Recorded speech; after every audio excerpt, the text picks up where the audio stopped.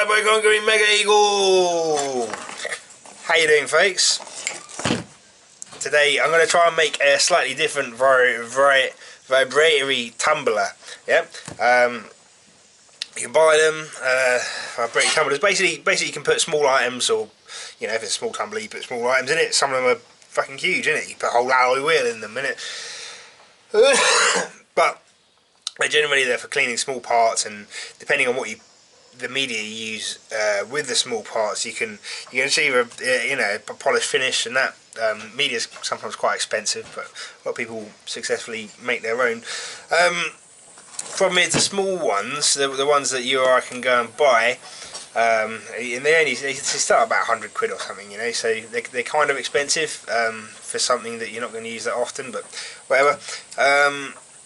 The smallest ones, 100 quid ones, they're sort of 10-inch diameter bowls, plastic bowls, hemispherical almost, or 3/4 of a hemisphere. And I'll put a picture there, you see that? And then they got a cone in the centre of this bowl, so you can't really put anything 10 inches long in a 10-inch tumbler, because it has to avoid that cone. The cone's there. The cone has to be there to circulate the media, because if you watch stuff being tumbled in there, it's only work round in a big big donut-y coil thing. And then you get into the larger ones, and like I say, alloy wheels are quite often put in these in refurb places, and they're big and flat. And then you get the big industrial ones, and they're quite often trough shaped. What I want to do is make a trough shaped tumbler, but a small one, so I can put bigger like axe heads and stuff, and that and they'll come out really nice and quick. So I bought a vibrating motor. Like, Mrs. borrowed it for, no, she did. Okay, I'll leave that alone anyway. This is a cheapo, really cheap industrial vibrating motor for vibrating tables and vibrating conveyors.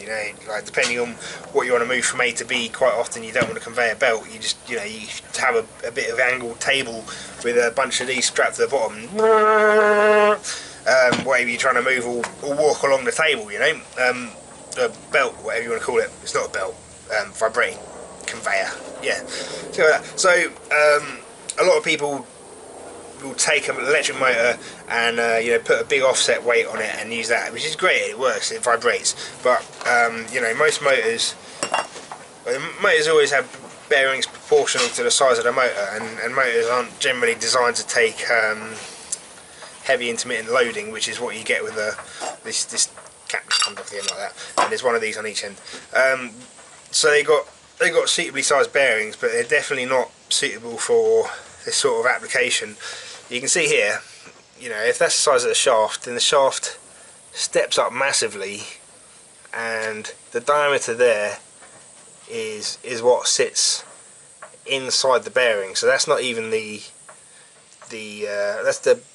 the diameter of the hole through the inner race, I suppose, which is about, I don't know, 5/8, 16 mil, something like that, which is pretty considerable for a motor of this size. We're 100 watts, so normally a 100 watt motor would have a shaft, 3 or 4 mil, perhaps 4 mil, 5 mil, like, very tops. Yeah, 3 mil. I reckon 3 mil. If you had a 100 watt DC motor or an AC motor or whatever, you'd have a 3 mil shaft on it, wouldn't you? Like, this has got a 5/8 or 16 mil shaft. It's hard being bilingual, isn't it? I'm not. I'm just terrible at both. Hey? And then an O-ring on there, and a cap goes back over the top, and it's got a weight at both ends. But another reason for trying to make a trough shaped motor is just the shape of this. Trying to make a trough shaped tumbler is because of the shape of this motor, and where it's got the mounting points, and how this is designed to operate in its industrial application. So I give it a go, try and make a trough shape, and if that doesn't work, then we'll probably revert back to the boring bowl shape that everyone else makes. Stay tuned, we'll see what happens.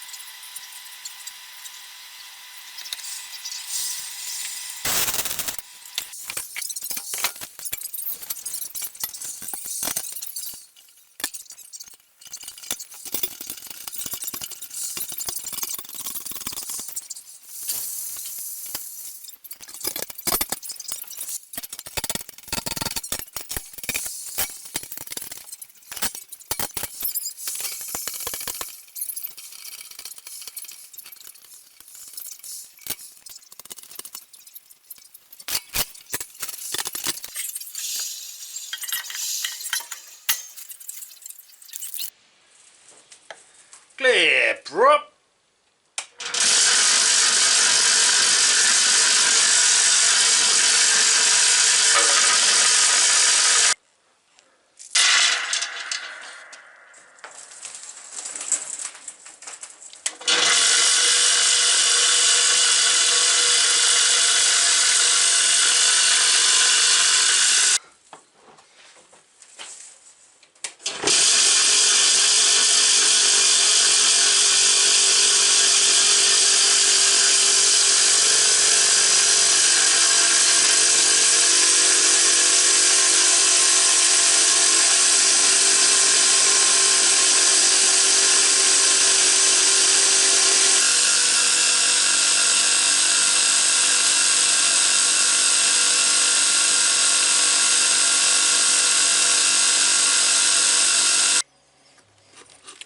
Okay, I wasn't really expecting that catalytic to do anything, and it hasn't, or maybe it has knocked a bit of the red rust off this spanner.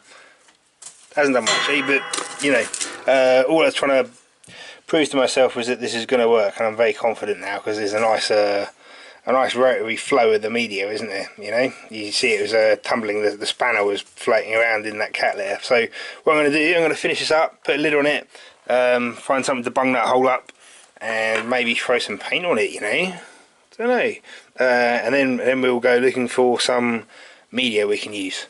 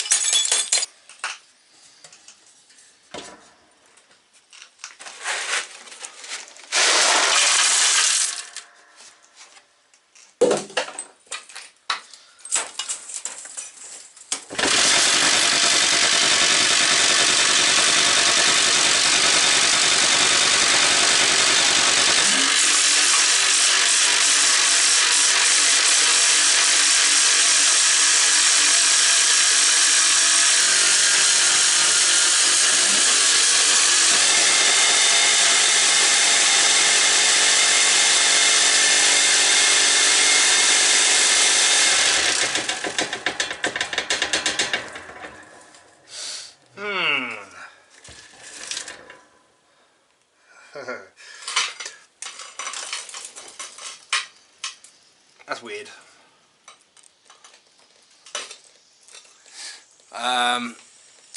This is quite wet. Right, the bowl I used to smash, or the bottom of the gas bottle I used to smash everything up in, was wet. The tiles were wet when I started smashing them up. I think I should have dried them off. It does seem to be getting all the surface rust off, but it's the smaller particles are just getting caked onto the spanner.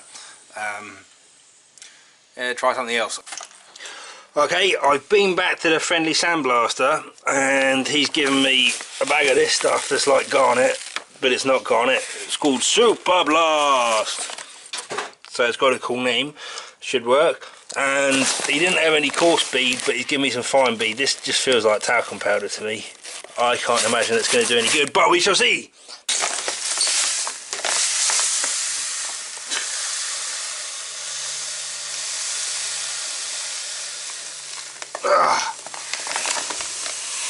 Whoa! Easy now.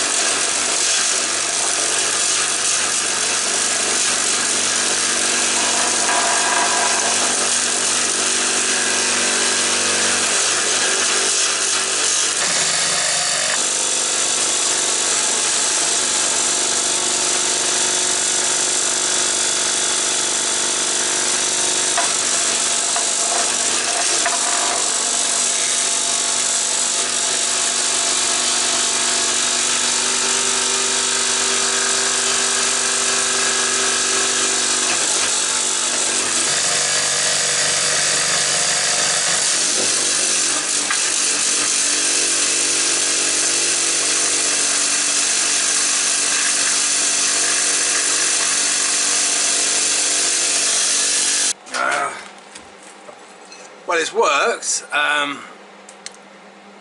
Let's see, can you see the finish on that? It's still quite dull, yeah. I reckon if I left it in there like overnight or something, it would all be shone up like the end closest to the camera there. The edges shine up a lot quicker, but the big pieces seem to struggle.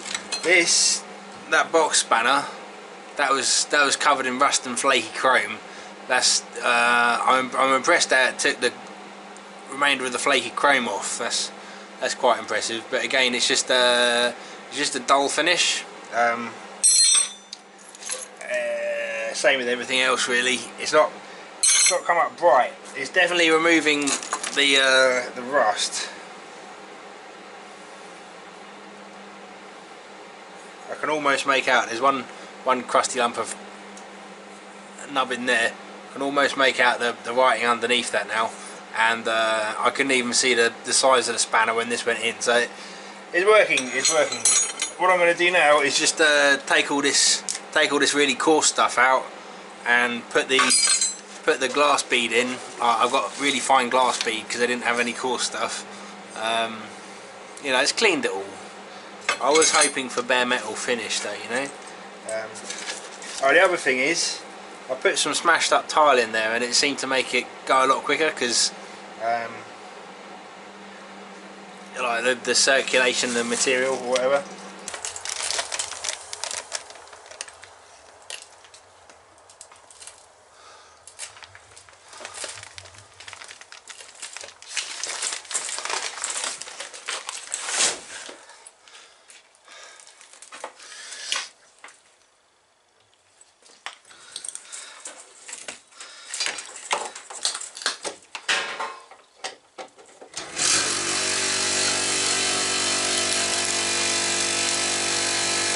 I've just discovered something very interesting here.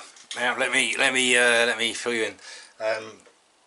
When I put this together, I put a bit of cat litter in there just to see how it behaved with the vibrating motor, and I didn't notice much of a difference when it was sat on the bottom of this fire extinguisher, or when I tilted it back and it was directly above the motor, the vibrating motor. So I kind of assumed that the vibrations were being transmitted around this whole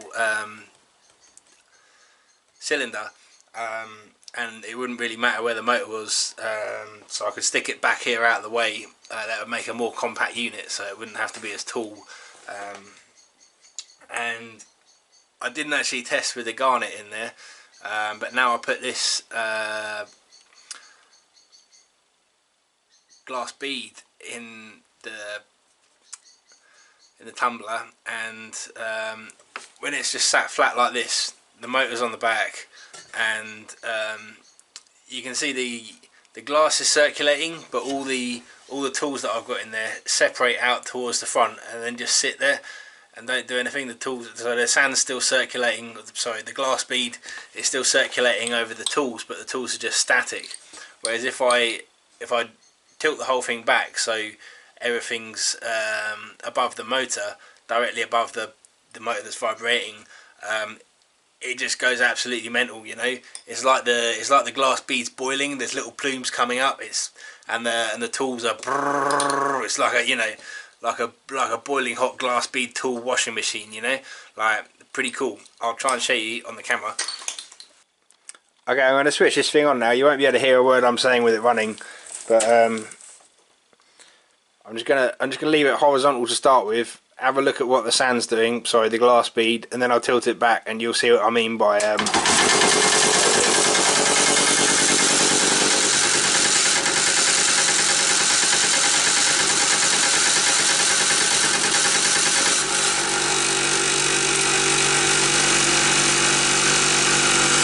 really doing that much, is it?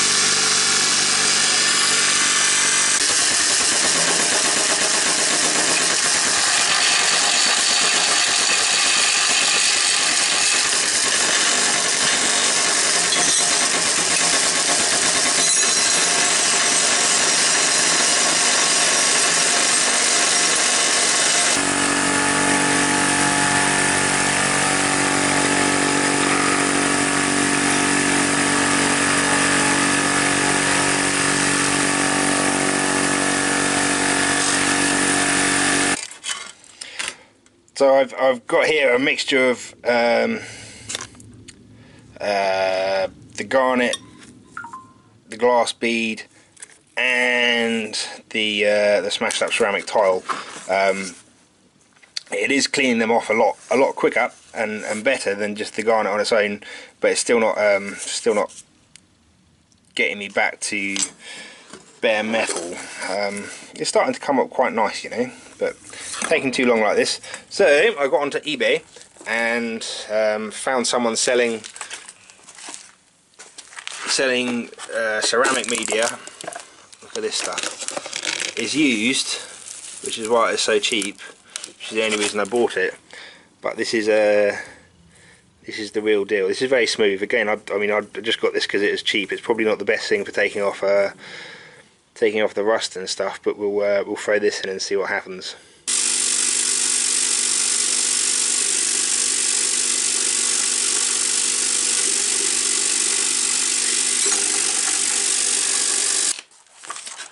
Right then, folks, I'm going to call it time on this. What have I got to say? Well, kind of mixed results.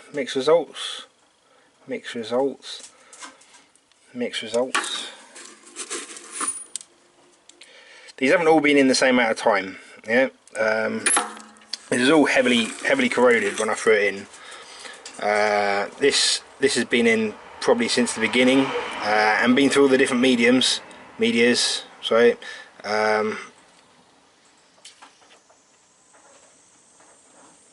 The long stuff isn't working as well as I would have liked, and the smaller stuff is coming up beautifully.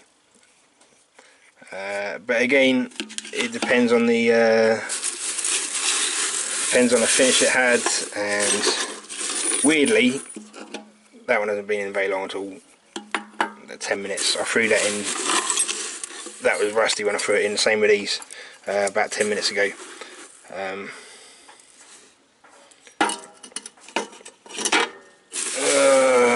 There's one or two sockets that have come out very nicely. Still a bit of a shadow there. Let's clean the inside up as well. Not great, but well enough. That has been in since the beginning. I think the longer stuff isn't getting cleaned up as well as the small dumpy stuff, because it hasn't got a random path. That's coming up nice. Yeah, this one has been in quite a while, but is responding very well to ceramic. I threw a bit of glass bead in here as well, and it got it all moving around a bit quicker. Yeah, that went in quite recently.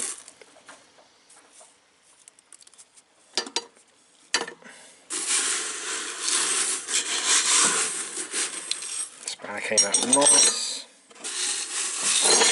Oh god, it's all dropping back in now. So the ceramic's definitely very good. The thing is, I've got a few other things I've got to do in the shed at the minute, and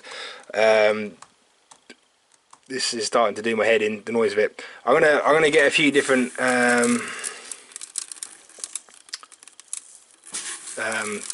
media varieties. I don't know what to try next. If any of you got any ideas what I should be trying next, please tell me in the comments. Really, I want something that's going to be very aggressive to start with. And if I'm guaranteed it's going to work, I don't mind spending a few quid. But like, this stuff's really expensive. This ceramic was second hand, so I didn't pay too much for that. Maybe that's why it's not doing as good a job as it possibly could do. It hasn't really got any corners left on it. So, you know, this is going to be great for polishing stuff up, but I haven't got to the polishing stuff up stage yet. So if you've got any ideas, you know, something I haven't tried already, something that's going to be nice and cheap, or something that's absolutely definitely going to work, then let me know in the comments. Otherwise, hope you enjoy this, and Rambo and I'll see you next time, eh? Take care, folks. Bye bye.